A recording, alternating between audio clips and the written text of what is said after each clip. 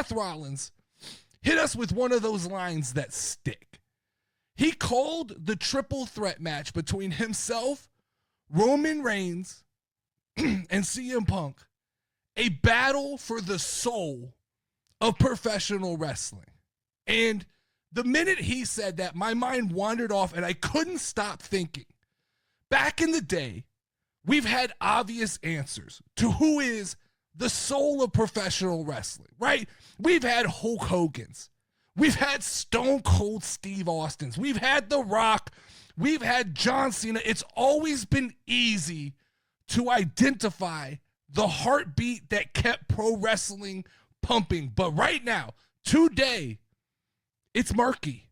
The throne is empty right now. The crown is dangling for the taking. And if I have to be honest, if I have to look at who is in contention right now to be the soul, to be the king of pro wrestling, there's only 4 names I can come up with. And this is me at my truest, honest form. There are 4 names that I believe deserve to be in this conversation, starting with Cody Rhodes. Carrying his father's dream on his back, there is an argument to be made. He could be the soul. Number 2, Seth freaking Rollins. Pure artistry, pure grind, personifies WWE. The third name is Roman Reigns. He is the weight of greatness personified. And then the fourth name, interesting enough, is CM Punk, the always chaotic, always compelling new addition to WWE in the last couple of years. But the reality is, what makes somebody the soul of professional wrestling? What makes somebody the king of this game? Let me break it down. I've broken it down, I think, into 7 categories that really establish who is that guy, right? I think number 1, it's emotional resonance. They don't just show up, they move people. They move an audience, they sell tickets. People come to see this person. Number 2, I think you have to talk about authenticity. And it's not authenticity as in don't have a gimmick, but it's as in how authentic does that gimmick feel? Do you believe them when they're in the ring? Number 3, I think it's resilience.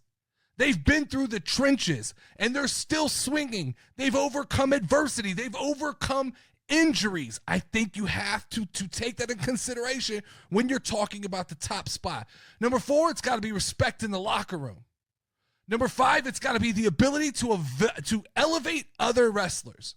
Number 6, it is legacy beyond the gold. Does their name echo long after they've lost that championship belt? Because you can't be champion forever. So after you lose that belt, does your name still hold weight? And number 7, which I think might be the most important, is an unmatched passion for the business. Is it not just a job? Is pro wrestling who they are? Now, when I created this list of 4, Cody Rhodes, Seth Rollins, Roman Reigns, CM Punk, 4 is such a bad number. I wanted 5. So I dug and reached and I looked. I pulled up the AEW website. I really did. And I tried to identify one person that I thought had all of these qualities. And I just could not find that person. I tried to reach for Jon Moxley.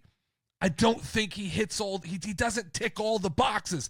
I tried to pull up Swerve Strickland, and while I'm a fan of Swerve, he doesn't check all the boxes. I even went in the bag and tried to run MJF through this test, but he just doesn't tick all the boxes. I think AEW has different elements of the soul of pro wrestling. They just don't have anybody who personifies it. They don't have a torch bearer. They don't have one person who can carry that torch, who can carry the company, who resonates with every type of wrestling fan. And to me, unfortunately, I think that is maybe why I can't connect with AEW the way some people can. They're able to find it within themselves, but I need a soul. I need a personality. I need that fire, that king. I need to know that there's just an underlying soul to what I'm watching, which brings me to who I think is the soul of professional wrestling.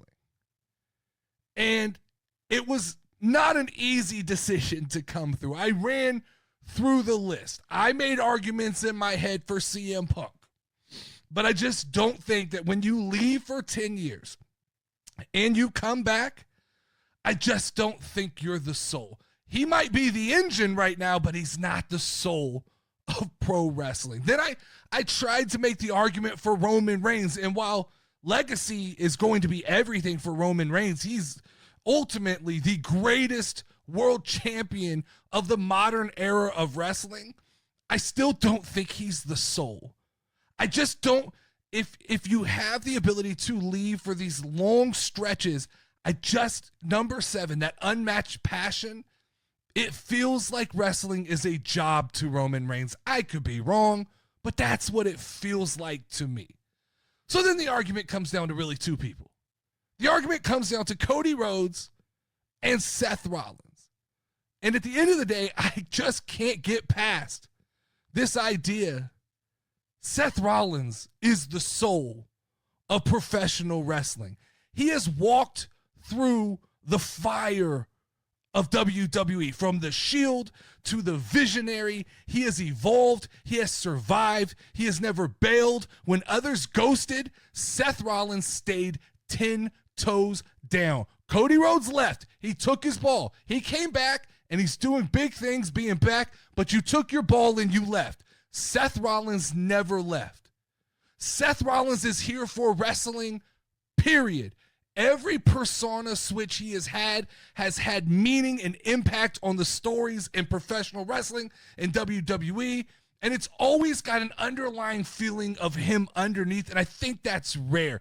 I think Seth Rollins, of everybody that I've named, he is the one that bleeds the WWE. I don't think that's a polarizing point of view either.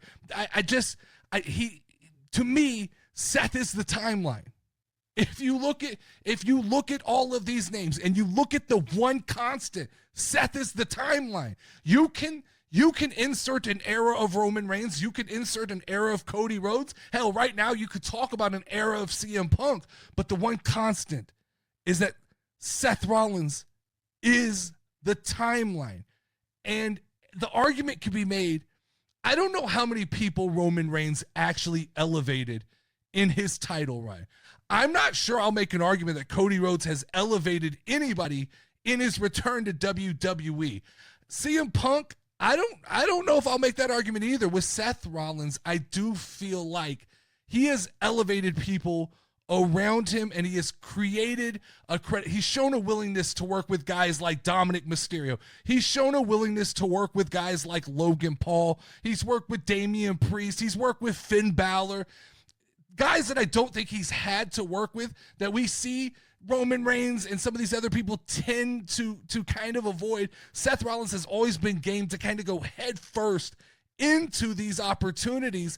And he's just always kind of, like I say, he's the timeline. He's the guy you trust. To me, no doubt in my mind, when the lights are the brightest for WWE and you have to put somebody in that ring and you know they're not going to fail, that person is Seth Rollins, and it's never for himself. It never feels like it's for himself. His character may be the ultimate narcissist, but deep down, buried within the heart and the soul of Seth Rollins is pro wrestling. And I just believe you can't say that about anybody else. I mean, you can argue the greatness of Roman Reigns, and I'll have a conversation. You can argue that Cody Rhodes is the second coming of a John Cena. We can have that conversation.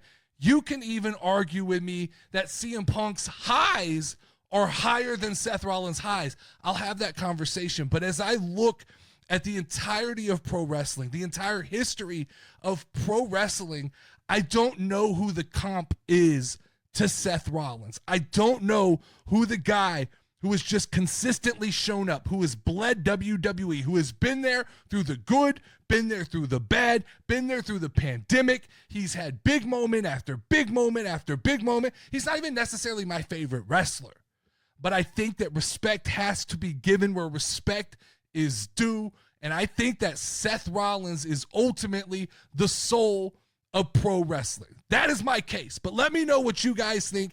Tell me who you think is the soul of pro wrestling. I want to see those names in the comments.